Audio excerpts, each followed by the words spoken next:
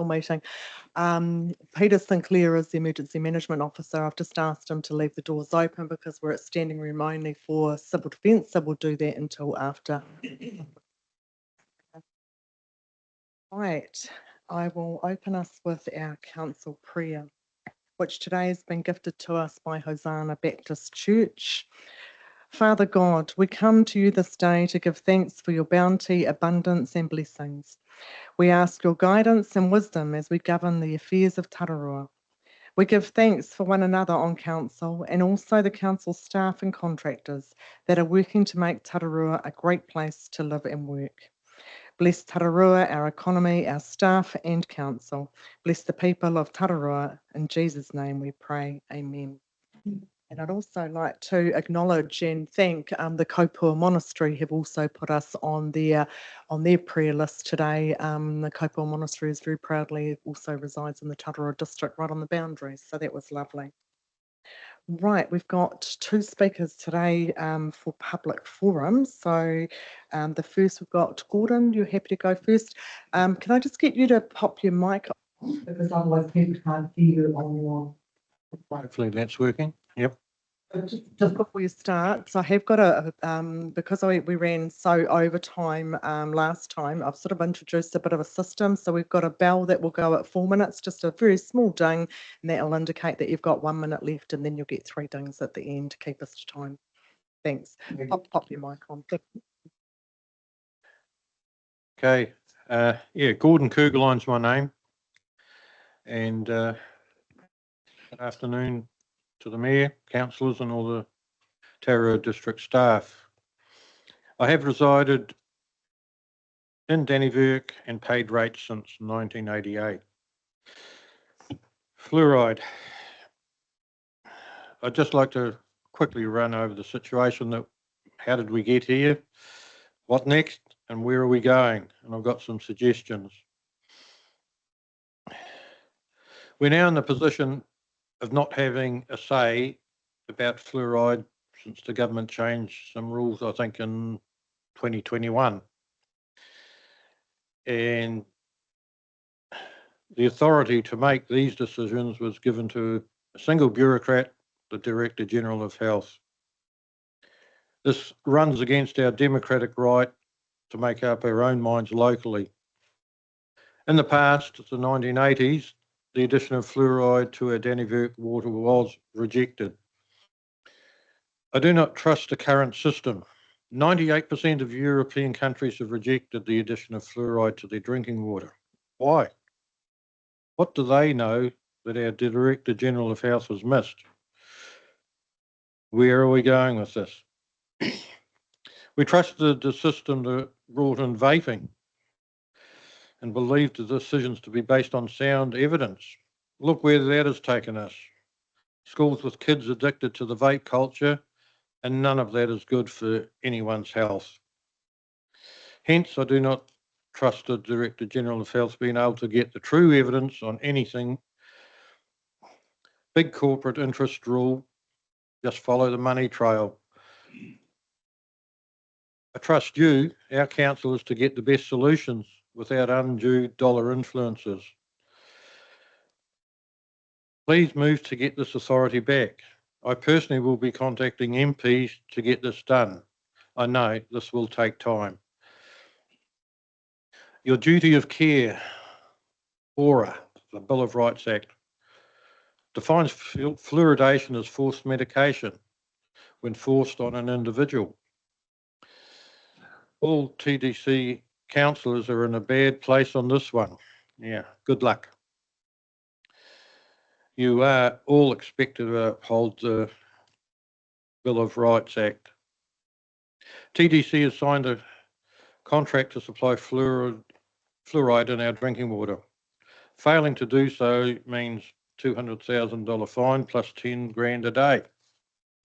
May I suggest TDC design and provide a system of distributing water from a tank in town with fluoridated water for those that want to drink it. Leave the main supply free of fluoride. Yes, yeah. we only have fluoridation for drinking water, presumably then, rather than for showers, watering the garden, washing the car and everything else. What effect does this have on the aquatic life in our streams downstream from the water treatment plant? Have any studies been done yet? Maybe Horizons Regional Council needs to consent this new practice. Have we done any studies, or are we non-compliant here? I don't know. Does TDC know? Haven't heard a thing about that. Should our area and water reticulation system be adversely affected by an earthquake or similar, then you will need the system anyway to comply with the contracted requirements to supply fluoridated water to Dannevirke residents daily. I know Christchurch had water tankers probably for a year in some areas there because their water reticulation system, the underground one, didn't function until it was repaired. As I have not read the contracted fine print, I assume this meets, the suggestion of mine meets the contract's requirements. Can you please check this out and determine if TDC meets all the statutory requirements and serves all the residents adequately? So, yeah, thanks for the opportunity to talk, and good health, and God bless you all. Gordon, same to you. Just a couple of quick comments. It was actually Parliament that gave that right to the Director General of Health, so that was a democratic process. It's great that you're going to contact the MPs. That's a really good part, and the court was still to decide on the Bill of Rights. Do you want to leave me a copy of your words so I can come back to you around your questions? That would be great, and I'll circulate that to councillors as well. Jerry.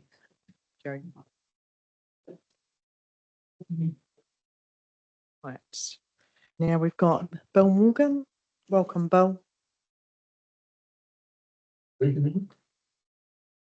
Okay, my name is Bill Morgan. Afternoon, everybody. My wife and I are residents of Dannevirke, and we are ratepayers.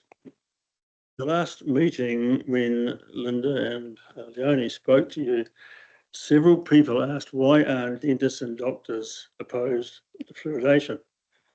The short answer to that is globally they are.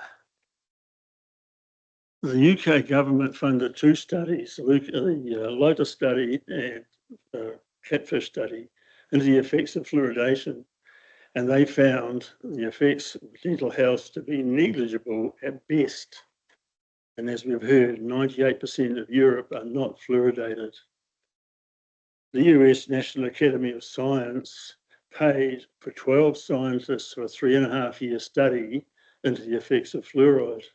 These are top people. One of them was Hardy Lineback, who was the head of preventive dentistry at the University of Toronto. He was pro-fluoride. After the 3.5-year study, he is now strongly against fluoride and has published reports saying that the dangers of fluoride far outweigh any benefits. He is now Professor Emeritus at that university in Toronto, and several other Professors Emeritus agree with him. In Canada, fluoridation is voluntary. Nearly 2/3 of Canada have opted out.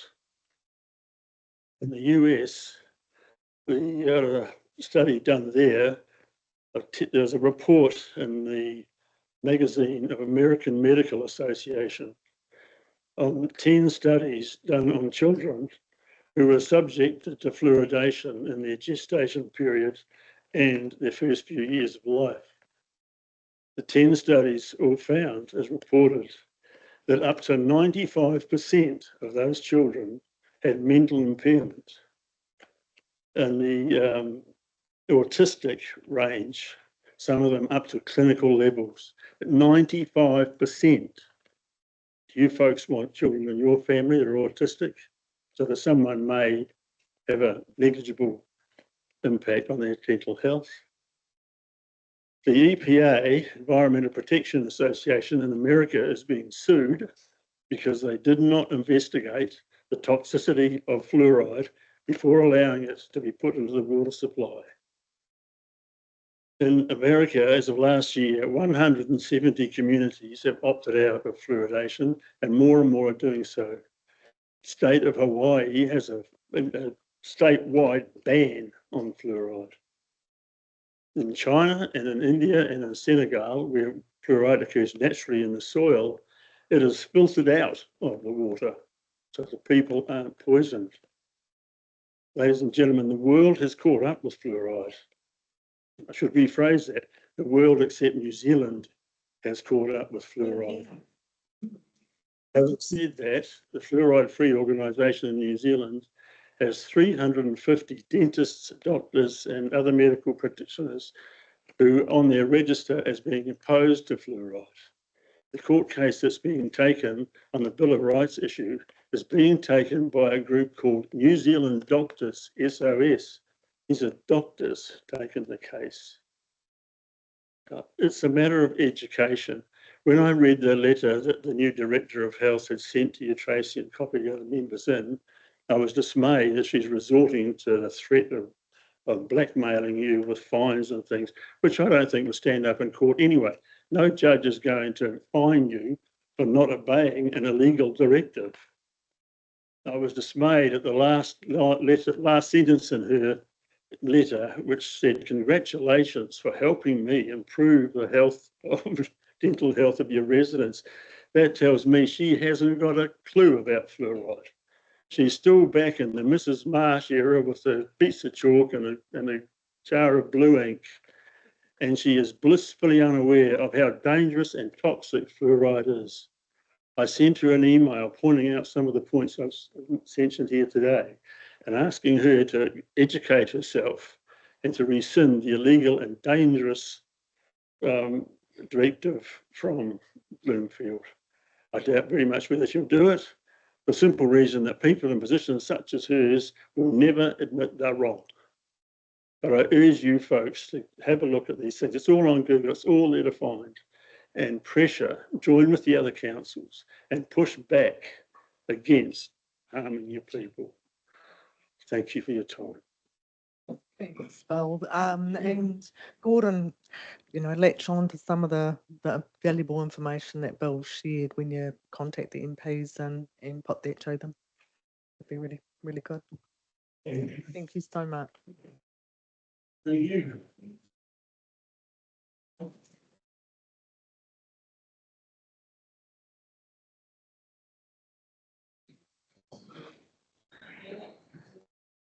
Give a moment while we hear a little bit of the chamber. You're very welcome to stay for the balance of the meeting.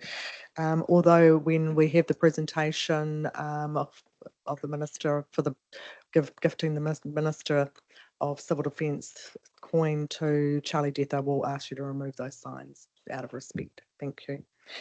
Right, councillors' apologies. Welcome, Councillor Chase, and we have Deputy Mayor Erin Apeti-Weber online, so everyone is present. Right, notification of items not on the agenda. Now we do have one item that is here. This is our first. So the item of business has arisen subsequent to a decision made at the 19th of June 2024 Finance and Performance Committee meeting, where there was not time to arrange for the paper to be ready for the inclusion in the agenda for this meeting. Consideration of the item of business cannot be delayed to the July Council meeting, as consequences of agreeing to the recommendation proposed today will need to be incorporated into the rating resolution being brought before Council at its next meeting.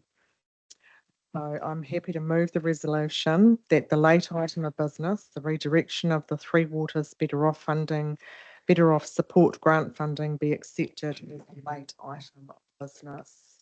Okay. Seconded, Councillor Johns. All those in favour, please say aye. Against? Carried. Thank you, councillors. Right, declarations of conflicts of interest in relation to today's meeting. Confirmation of the minutes. Can I have someone move that they are a true and correct record? Councillor Sutherland, Councillor Johns, all those in favour, please say aye. Go through those, page 5, 6. Councillor Wards. Worship, just a point of clarification on page 6 regarding item 4.2.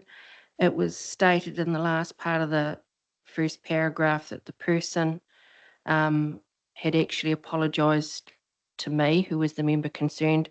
I never received an apology from her, only from Linda Manning. Thank you, Councillor Wards. I think it is important to note that. Thank you.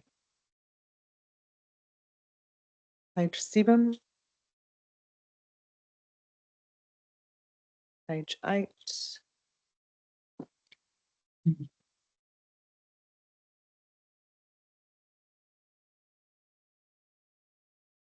And page 12.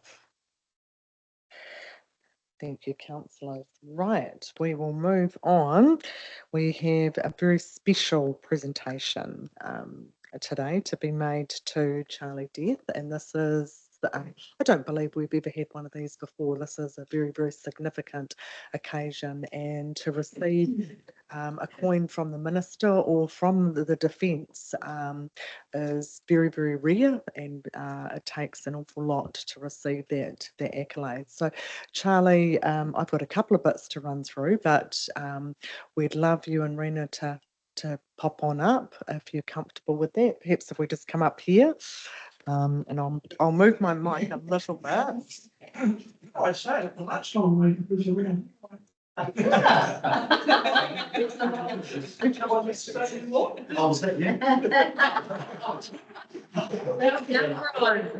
The kid out of the bag.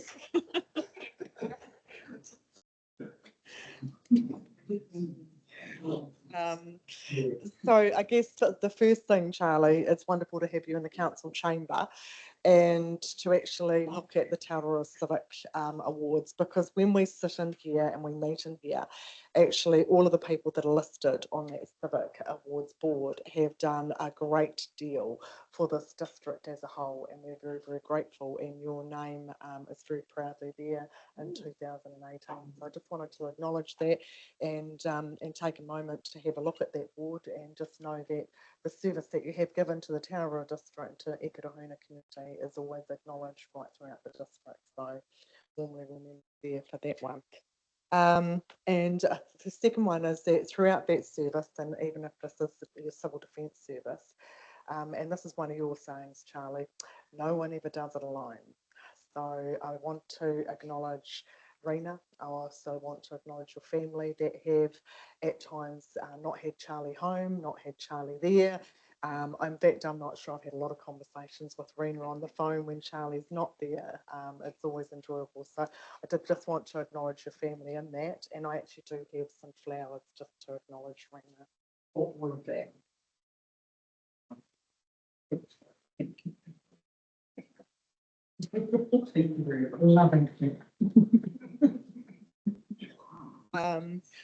Charlie, I think when we did your civic honour, we talked about your lifetime of service to Ekirahuna in one way or another, and it is a lifetime of service, and your passion for civil defence probably came through that and through your early years on the community board. But some of the systems that you set up and the passion and the dedication that you had, that was actually all Charlie, and we were the real benefactors for that when the community of Ekirahuna and the wider district has been in need. You know, it's something that has just stood you apart from everybody else. And I guess this is why you have had the recognition, from the minister himself in the certificate and in receiving the coin. I know you're shaking your head, but it's true. Over that time, you've had to keep yourself current. You've kept your training current. People think, so Ikirahona has 11 communities of interest. If you go to the War Memorial, each of those communities is listed there on the POA around that. So it's not just the township that Charlie cares for. He's got contacts and networks into each of those 11 communities that actually something, we can have roads closed at Mangamairi. Charlie's got a contact in Mangamairi. He's there. He knows who to contact, and he's got those contacts into council. So it is wider than, the township of Ikirahona, and I certainly want to acknowledge that from my time at Hokanui as well. It took a lot to get those meetings, and I guess it's what you do in peacetime, and it's having those meetings and making sure that you've got those people in place. So, and it all comes to the forefront when actually we have an event and right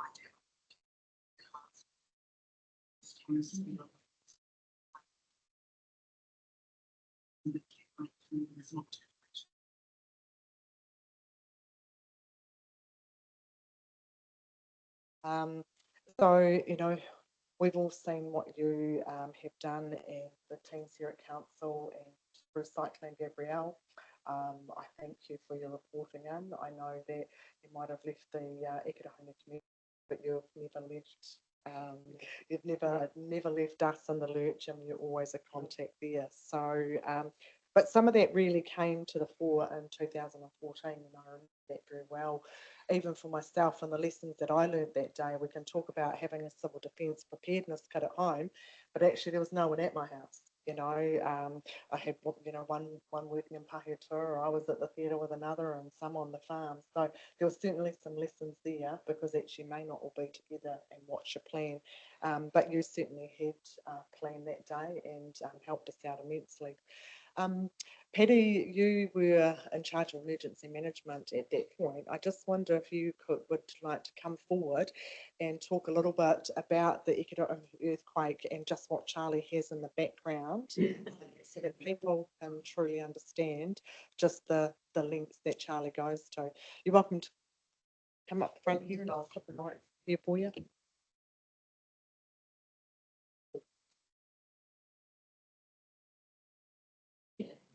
When I first started here, we used to go to meetings, civil defence group past the north, and they were busy telling me that we had to tell everybody to have 3 days of food and water. Now, you imagine me going out to Tararua station, telling them they've got to have 3 days of water. I suddenly realised that they're on the wrong track. Sure, in the city, have your 3 days food and water, but for our rural communities, it wasn't so. So we went to a civil defence meeting up in Whangarei, and they had actually turned around and created a community civil defence group. And it was very successful. So I thought, well, that'll probably work down here. So I rang Charlie up, says, can we have a meeting? And we have a community meeting. I'll never forget the first, and we gave them a scenario where they're on their own for about 3 or 4 days, no helicopters and no military, nobody could get in or out. They had bodies lying around after an earthquake. They had seriously wounded people and so forth. And I always remember Biddy Davis putting her hand up and saying, "Excuse me, I've got 30 rounds of cheese here if you."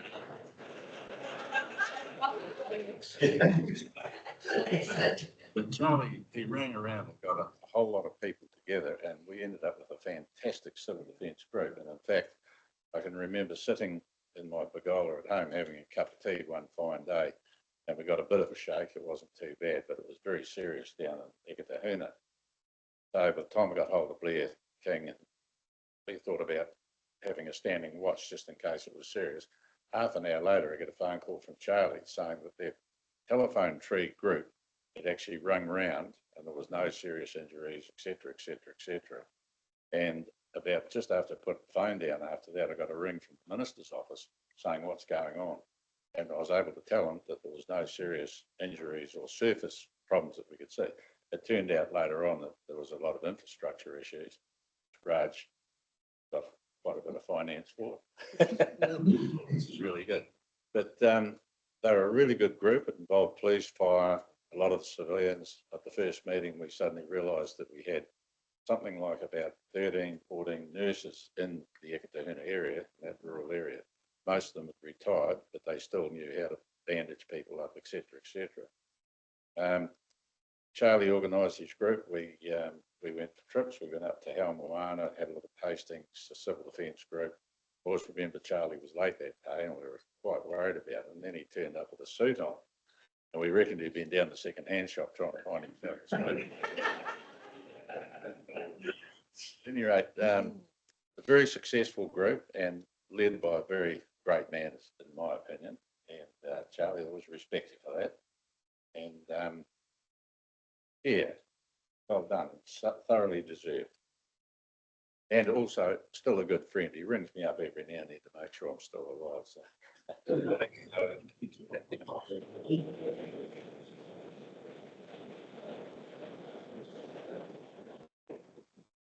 Thanks, Paddy. That was fantastic. Richard, could I ask you to come forward and just say a few words? Welcome back. Oh, won't be stopping long. Thank you, Tracy, and councillors for this opportunity. I think it's very fitting, the reward that Charlie's received. My involvement when I was governance manager for the council was to basically work with Charlie as chair of the community board. But in terms of the role he filled, it was more than that. He was what basically community is all about. It's caring for the people, knowing who to contact, knowing where to go, and knowing where to get things. And basically, it was a very early stage, I think, when civil defence plans were first mooted, and Charlie said, we're going to have a civil defence plan for Ekatahuna.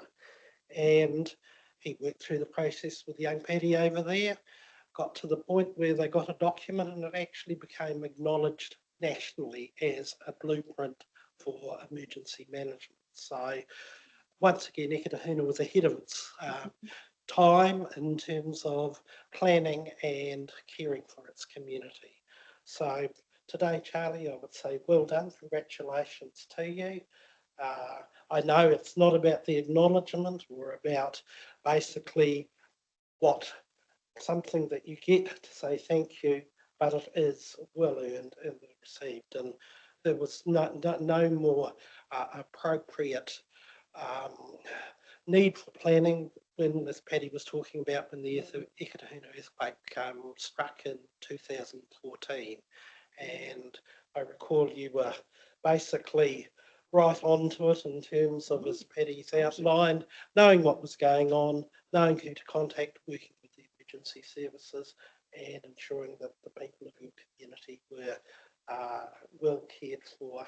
And that subsequently came out when Dame Sylvia Cartwright came and did a Royal Commission of Inquiry at Ekatahuna, which was quite unique in New Zealand. So again, it's an example of the respect and the capabilities that were there too. So again, well done and congratulations.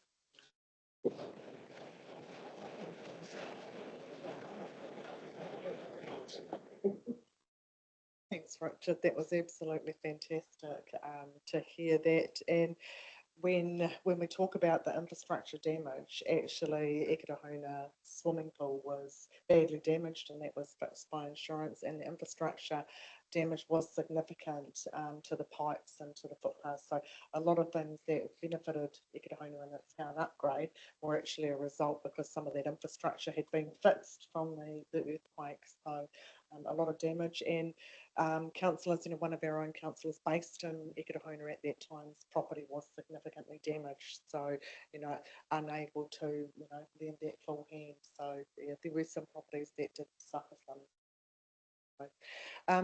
We just have a presentation also here that'll pop up on screen from our Wairarapa Member of Parliament, Mike Butler, who's apologies today, but he has shared a video with you.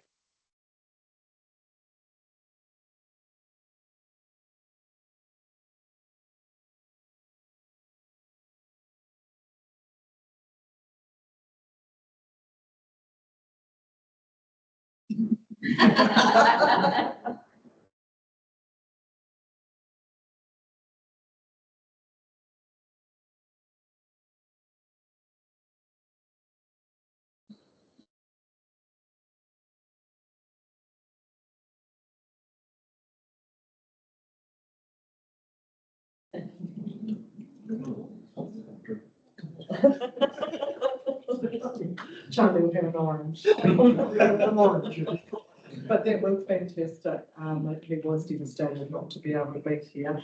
It was the Honourable Kieran McAnulty, Member of Parliament, who worked very closely with us during Cyclone Gabrielle, and he's worked very closely with Harry. But he has shared a letter of congratulations to be read today. Dear Charlie, recognition of service to Civil Defence commemorative coin. I am honoured to write to you today to extend my sincere congratulations as you receive your Civil Defence commemorative coin in recognition of your vital contribution to the Tararua district and emergency management in New Zealand. I regret that I cannot be there to congratulate you in person as I am currently in the UK. Emergency events have a profound and far-reaching impact on communities, often resulting in devastating consequences that ripple through every aspect of daily life. These crises disrupt normal routines, challenge infrastructure and resources, test the resilience of individuals and communities. The capacity of communities to respond and recover from devastating emergencies hinges greatly on dedicated individuals such as yourself. Over the years, you have made considerable sacrifices to serve the Tararua district. You've had first-hand experience during notable events such as the 2014 Ikitahuna earthquake and more recently Cyclone Gabrielle. Through your leadership and commitment, you have consistently demonstrated a deep-rooted passion for enhancing the well-being and prosperity of the communities you serve. Your decades-long involvement as both chair and member of the Ikitahuna community stands you as a resounding testament to your enduring commitment to this district. I truly believe there is something special about public and community service. Congratulations again, and thank you for your exemplary leadership and unwavering dedication to the Tararua district and its people.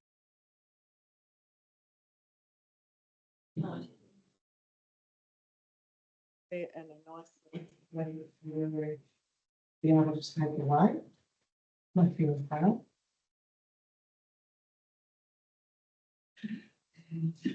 It's now my privilege to, and you might have to give us.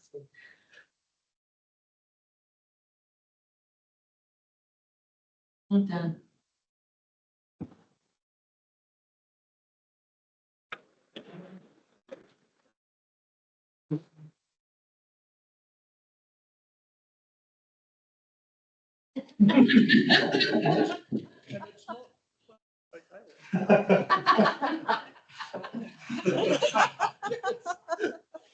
The minister even got it right, so I haven't touched that.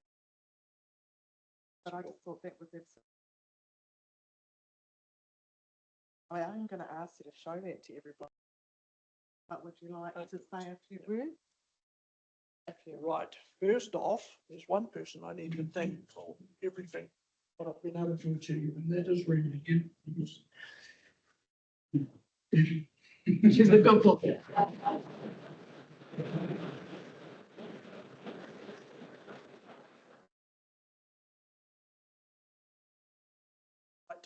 Thank you all for what you must have had some input into this, everyone who's here, for this award to come towards me. And absolutely, I was blown away when I was talking to Tracy in town and thinking, wow.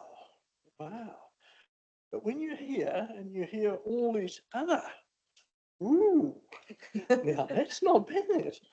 I must have been pressing the right buttons. I don't know, but hey, I had some good leadership. And Maureen Reynolds, she was always here with emergency management. And then young Paddy over there, he's, we teamed up and it worked. And then later on in time, it was Stephen over there and then Peter. And it's a team effort. It absolutely is. And you work your way through it. And dare I say it, that day in 2014 when the earthquake, and I was working with the police at a traffic stop in Woodville. And we've all seen those towers at the railway station there in Woodville. They're quite high. Wow. Wow. They moved around real good. So then it was coming through on the radios. It was centred in Eketahuna. Whoa, that's not such a good thing.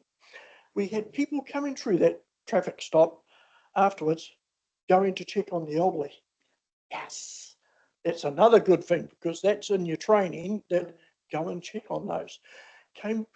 Got back to Eketahuna and Paitua, yes, people outside the New World as I came through Paitua, got to Eketahuna and my team had already checked on the elderly. Yes. And they had town hall open, another positive. So that was really, really good. Yeah, it's just mind blowing. This is actually. Just have to think everything.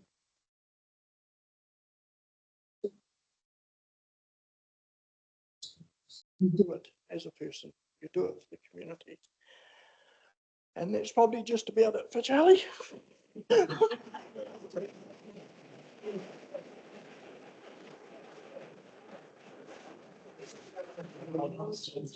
Go around. I haven't got my beard on, okay? So,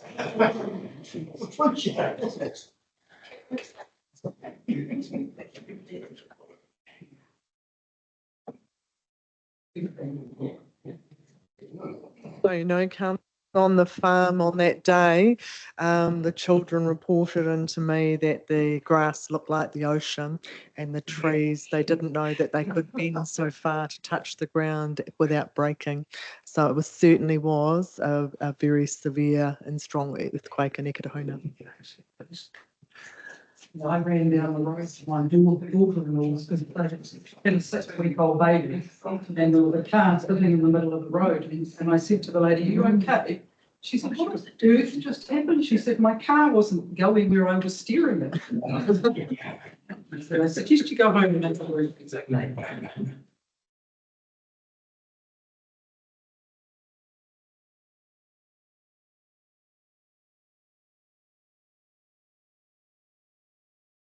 From memory, it was a 6.2.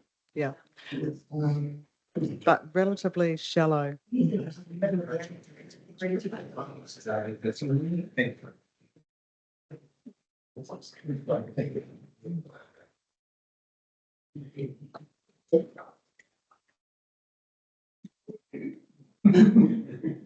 be part of the team.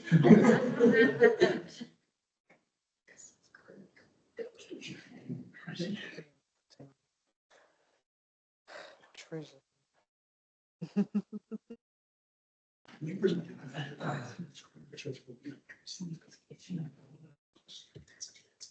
Oh,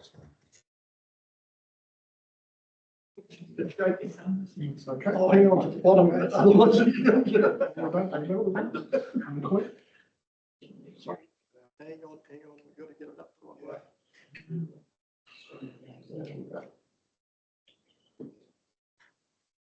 Very special. For some reason, I can't understand it. You never know, you might see me back in early December. You never know. Secret South. Well, I can't now. Yes, so you're an imposter. Right, Charlie's just going to have a very special little morning, afternoon tea. Thank you so much for coming in, Richard. Call you meeting councillors.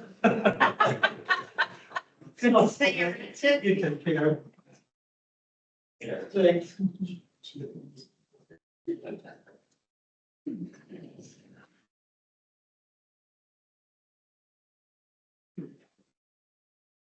Right, thank you, councillors. That was lovely to have Charlie here. All that. Right, we'll move on to the community boards and community committees. Can I have someone move the minutes of the Ekirahona Community Board be received? Moved Councillor Gilmore, seconded Councillor Long. All those in favour, please say aye. Aye. Page 16. Page 17. Page 18. And page 19. 56 minutes, your worship. That was a very short meeting, and I noted, yeah, It's a bit of a worry. because I think I'll be at the next community board. I get a lot done in 26 minutes.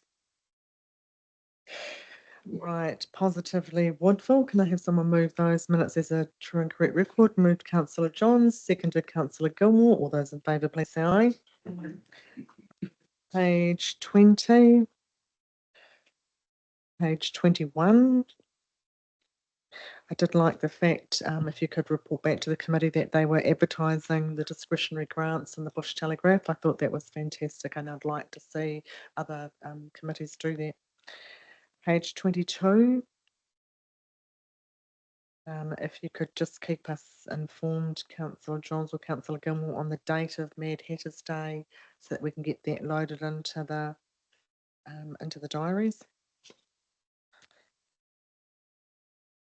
Page, and just noting, sorry, at the bottom of that page there, it did note that the secretary was writing a letter to the Tararua District Council regarding signs. I haven't received anything here yet, but I can say from the chair attending the Road Safety Committee meeting, she did have the opportunity to talk directly to Waka Kotahi around that, which was fantastic. Page 23. Thank you, councillors. There is that there are some minutes there from the Finance and Performance Committee meeting that shouldn't be if they were in your agenda. I've worked out what happened. They were attached to the financial statement that came from the virtual world. I've fixed it up on the website there. Quick version is in the big tin can that we used to like to do. Thank you. It explains it. Can happen. Right, we'll move on to the minutes of Explore Pahiatua. Can I have somebody move those? It's true. Good. Move Councillor Franklin, seconded Councillor Gilmore. We'll receive those. Page 36. Page 37. Page 38. 39. And 40. Page 41. Your worship. Wallace. Just with what's happening, going back to page 38, that swimming pool targeted amount, targeted funds. How does that sit? The tag funds. Hmm? The tagged funds. Swimming pool project, tag funds, yeah. Yes. So they've listed them there. That's the amount that they have put away from their funding that has been dedicated to go towards the pool. Correct. Thank you.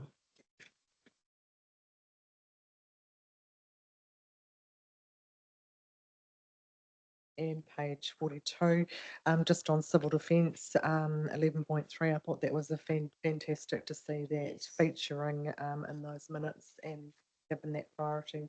Yeah, Regina's going to be closely with Tim Donaldson, so that's great.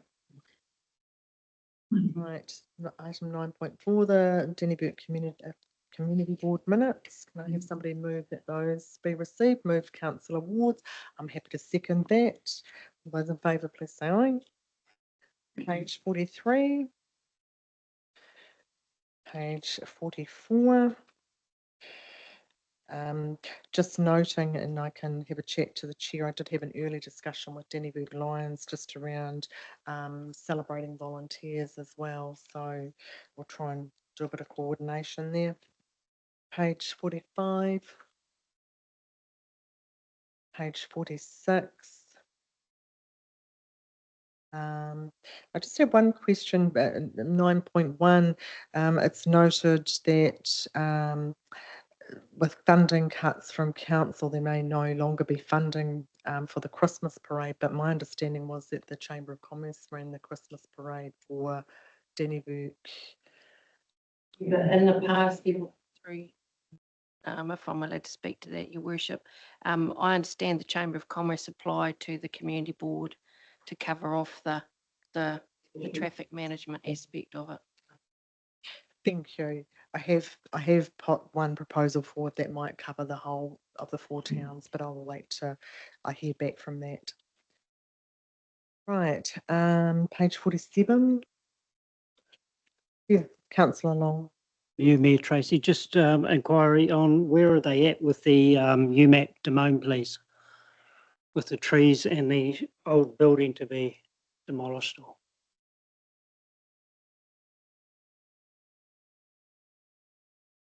Through your worship, the last I heard it was they were going through the tenders for that work to be done for the trees, yes.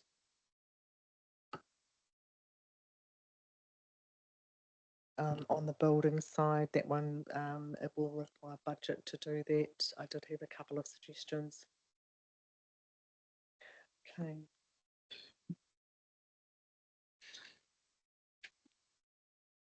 Move into the reports. Item 10.1. James, did you wish to speak to your report? The adoption of the Tararua District's Council's dangerous, affected and unsanitary buildings.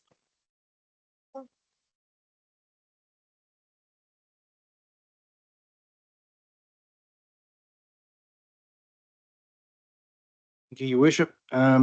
This report can be pretty much taken as read.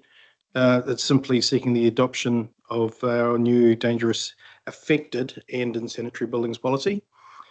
It did go out for consultation throughout the month of May. We received no submissions, so happy with the policy as it is, and we'll put it forward for adoption. Councillor Wallace. Yeah. I'd like to recommend it for adoption, please. Thank you. The recommendation is on page 49. Councillor Long. Question, page 55, insanitary building.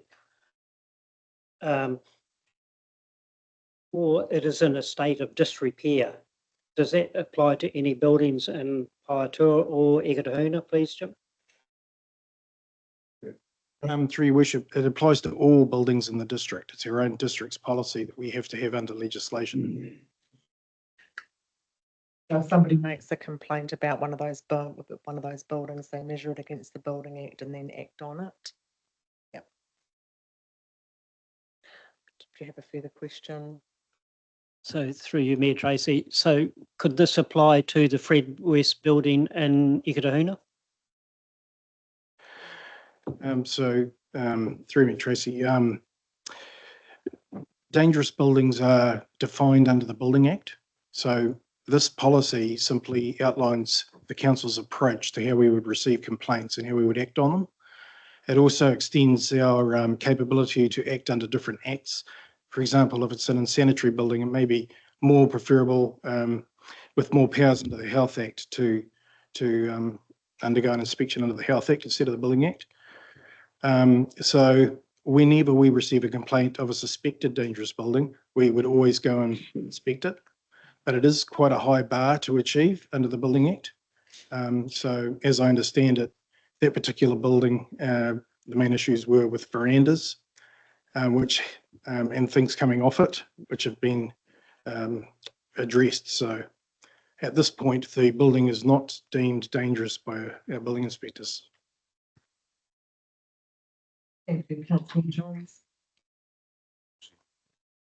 I'd highlighted that the same area of Councillor Long. I see that in the definition of this, a building is insanitary if it is offensive or likely to be injurious to health. What does offensive mean in terms of the Act? It is like there's a building in Woodville that is offensive to me. So again, under the Act, it's a fairly high standard. So offensive could be the smell of sewage if there's a discharge of the septic tank or something onto the back lawn. If there's visible rodents running around, it's a fairly high standard. We can't just take exception because of amenity values. It has to be insanitary. Thought as much. Right, we have Councillor Wallace has moved the recommendations on page 49. Do I have a seconder? Councillor Long, all those in favour, please say aye. Thank you.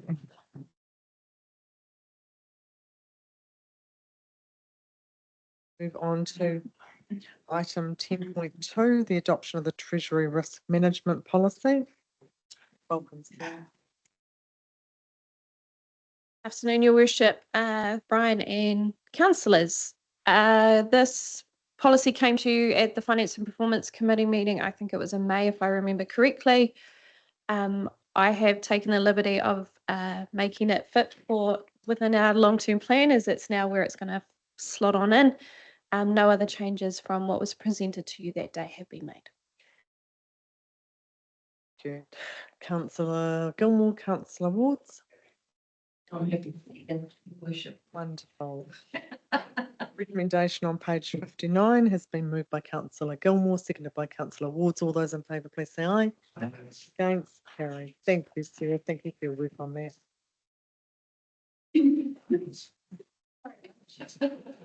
Right, item 10.3, Raj, the resolution for delegated authority to continue to be in effect until the 2024-2034 long-term plan is adopted. Thank you, Your Worship. Good afternoon, councillors. This is to see us in a very quick way. I take the report as read, but just to explain that the current annual plan is up to 30th of June. The long-term plan is going to be brought in front of council on 31st of July. It's going through the rigor of audit now. So in the interim, we needed a delegation from council so that the officers of council can carry out as business as usual. We call it keep the lights on. So this paper is to have a resolution. We got legal advice how to proceed with this, and the legal advice, some councils have taken a different approach, but our advice is do it right, do it proper, get a resolution from council so that the chief executive and officer of council have the delegation to carry on the annual plan as it is until the LTP is adopted.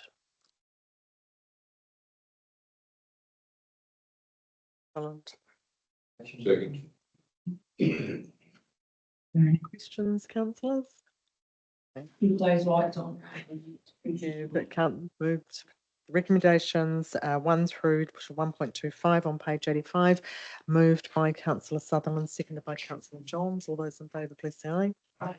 Against, carried. Thank you. Thank you.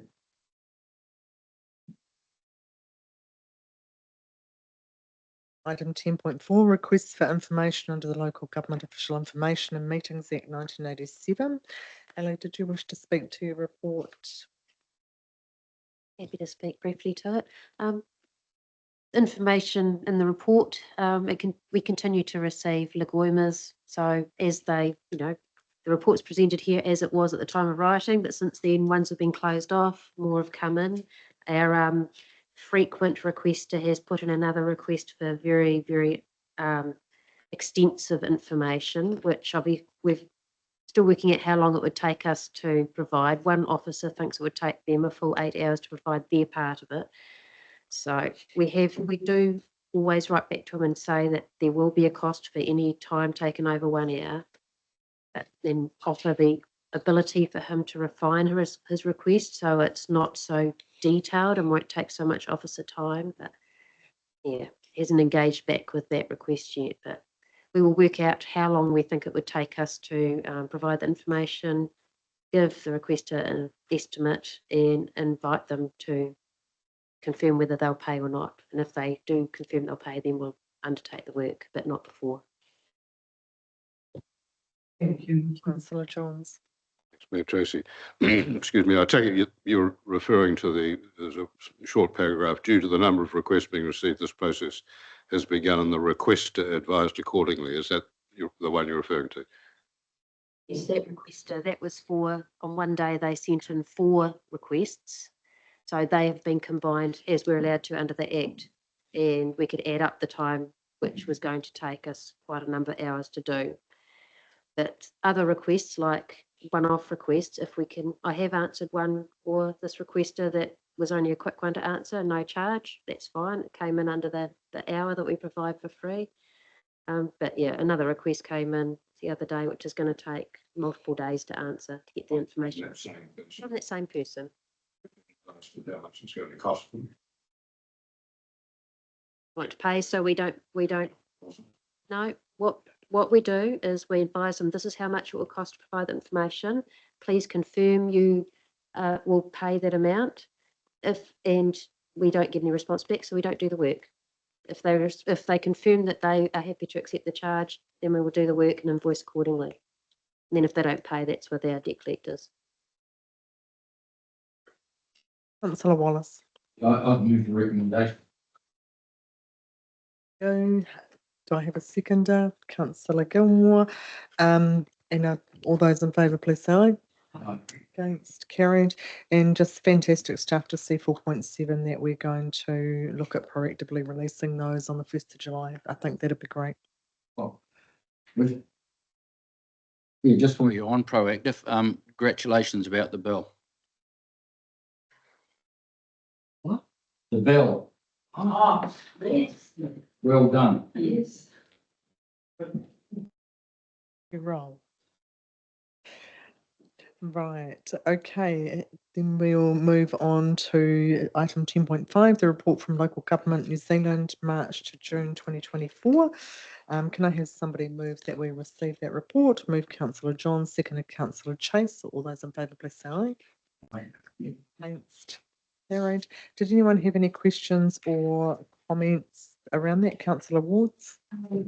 Couple, Your Worship, if you don't mind me asking, on page 104, they referred to the toolkits that they provided on a number of issues when it came to LTP. Did we use any of those? When I went to the sector meeting, I sent them through immediately to the comms team, and I do understand that they did use some of the graphs. It was really good stuff around the infrastructure costs, the inflation on those items. So it was some good work. Yes. And my final question, Your Worship, is around the community board. Page 117. 117? Yes. I note there that they've been doing a satisfaction survey of the community boards and mayors, and they refer to a report there. Are we able to see that report, and would that be perhaps a discussion item we could have with our own community boards when that report's released? Just Absolutely. I haven't seen that report and certainly haven't taken part in it, but I think it's an absolutely valuable one to start that conversation. Yeah. With them. Can make a note to request when that's coming out. I think it would be quite valuable, Your Worship, given the intent we have in the LTP to review some processes around our community boards in particular, and it might provide some context to us being able to do that. Thank you. Any further questions? Councillor Chase. Thank you, through you, Mayor Tracy. I see that the community board conference is coming up, and I did read that no one from the Dannyville community board wanted to attend that. Is there anyone from the Ikirahuna? Sorry. The reason no one at the Dannyville community board was nominated to attend at the last meeting was because all of them thought that they had other commitments, but then subsequently one member found that they were able to go, and so a report is going back to their next meeting to change that. At Ikitahuna, one of the members was absent and the others weren't able to get out of work commitments. So that report's also been asked to go back to Ikitahuna, and that member will be attending. Thanks for that update. Councillors, I think it would be well worth recommending. There's some really inspirational stuff that happens at those community board meetings and just what is possible within the communities. And especially, I can remember back through the upgrade where Ikitahuna actually won an award for the work that they had done. Right. Okay. We'll move on to portfolio reports. Does anyone have anything to, oh, sorry, actually I've got one more. Any reports? That's just coming down into items not on the agenda, number 13. So I'll have portfolio reports and mayoral matters, and then we'll have that item. Councillor Franklin. Thank you, Your Worship. I was unable to attend the passenger transport meeting because it clashed with our audit and risk meeting, which I thought was more important. I contacted the chair and he assured me that there was nothing on the agenda that actually affected the Tararua district. I just wanted to give you a little brief update from the agenda, which was full of graphs and charts and things to show how the new e-buses are going in Palmerston North. So it was very heavily focused on that. Just wanted a couple of stats that were quite interesting. So as expected, the airport to Massey University has had the biggest increase uptake, followed by Summerhill to Milson and then Maxwell's line to Kilburn Grove. But the growth across the network between 22-23 and 23-24 is actually 23,390 passengers, which is quite huge, really, when you think there's, I think it's 45 buses, but they're in and out pretty much all day, so they're quite a lot of runs. So the network launch was in the March, and so that seemed quite incredible. But the stats apparently are quite confirmed, and they are concerned that there were some possibly missing, because a part of the very first part of that process, there were quite a lot of free seats, and they don't know how accurate the drivers were at actually clipping the ticket to make sure they got those. But they're going to tighten that up to make sure at the next meeting they have some really accurate figures. And whilst they were really happy with the growth, they said it is far too early to draw any major conclusions from that. So I'll keep an eye on that because it was really quite interesting. And Connect Tararua, I just wanted to give a quick update on that. We are having our first meeting next week since the TUANZ conference.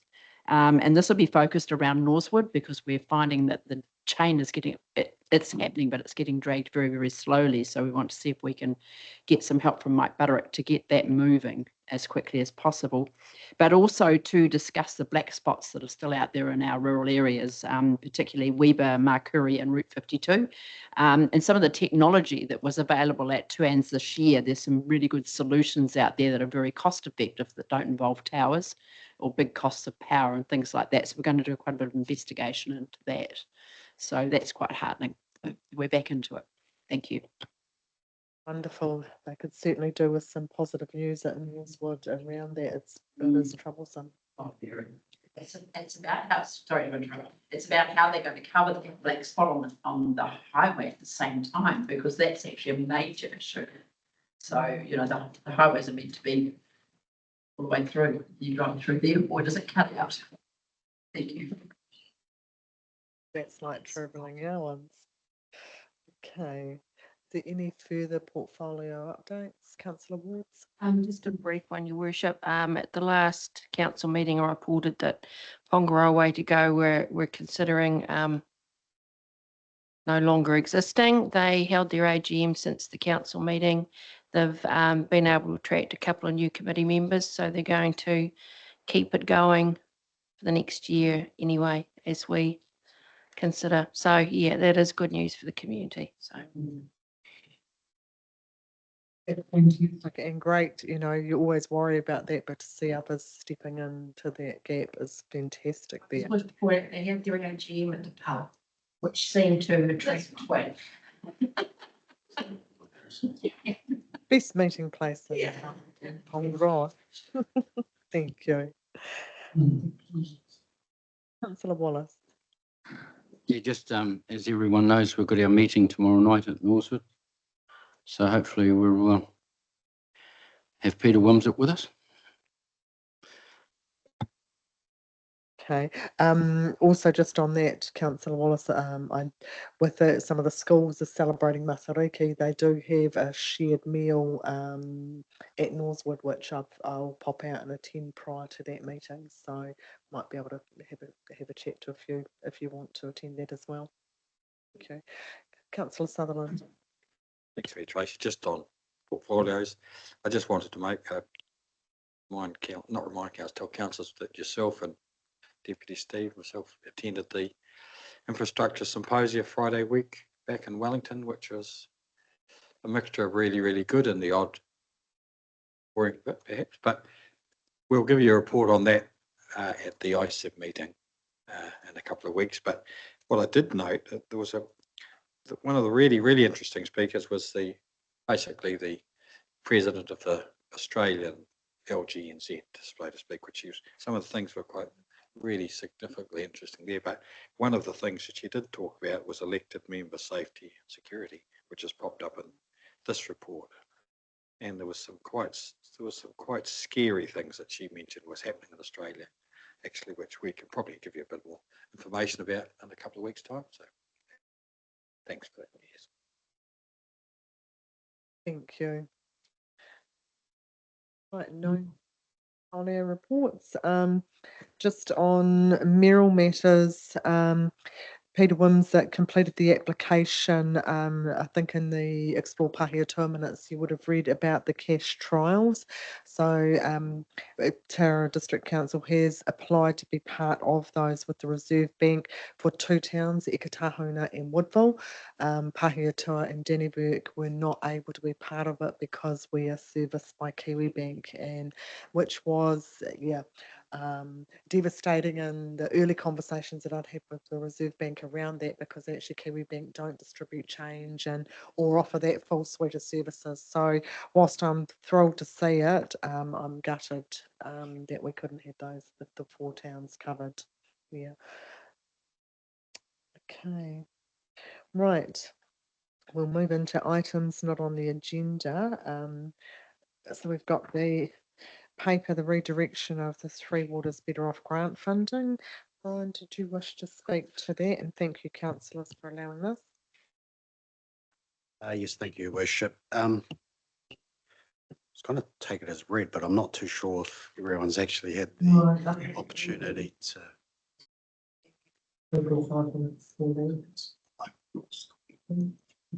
So effectively, what we're proposing within. You got your internet. Sorry, Councillor Peter Weber. Thank you, Tracy. I read the paper and I'm just wondering if it's to do with DMCI, I declare conflict of interest. Thank you. Thank you. But effectively what we're proposing within this report is that the outstanding $250,000 that has been set aside for the PARS strategy, active play strategy, that 200,000 of it is redirected to the Three Waters, and that this fits within the DIA recommendation that any unspent funds be allocated to the Three Waters, specifically around the transition of that. But there's quite a lot of work that would fit under that umbrella, is my personal opinion, and this allocation of this funding would also continue to fit under that scenario. And bear in mind the direction from council at the Finance and Performance Committee meeting on the 19th, which is to look at where we can find operational efficiencies to find those to help reduce the rates impact. So it is proposed that 200,000 goes to Three Water as OPEX. Thanks very much, Your Worship. I support this plan. I believe that we would probably end up being directed to do this by DIA, or I think there would certainly be a risk of that. It's clearly their desire for any unspent money to be redirected to Waters. If is able to have even a small rating impact, very, very much in favour. So if once there's discussion, just to note, I'm very happy to move the recommendation. Thank you, Councillor Johns, Councillor Long, Councillor Wards. I'm just going to move the motion, but I'll second.